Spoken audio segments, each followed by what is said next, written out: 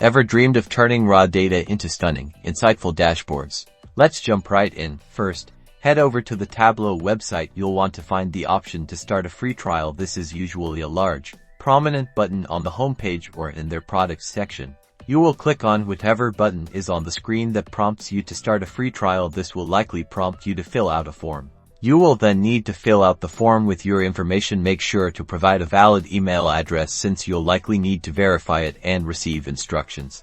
Check your email inbox immediately after submitting the form. You should receive a confirmation email with steps on downloading and setting up Tableau Desktop. Follow the instructions in the email to download and install Tableau Desktop. The installation process is generally straightforward, with on-screen prompts to guide you.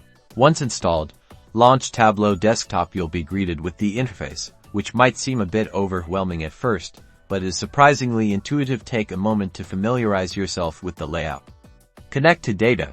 Create sheets and dashboards. You can load sample data or connect to your data sources like Excel files, CSV files, or databases. Experiment with dragging fields onto rows and columns, creating charts and graphs, and using filters to analyze the data. Remember, the trial gives you full access to Tableau's functionalities for a limited time.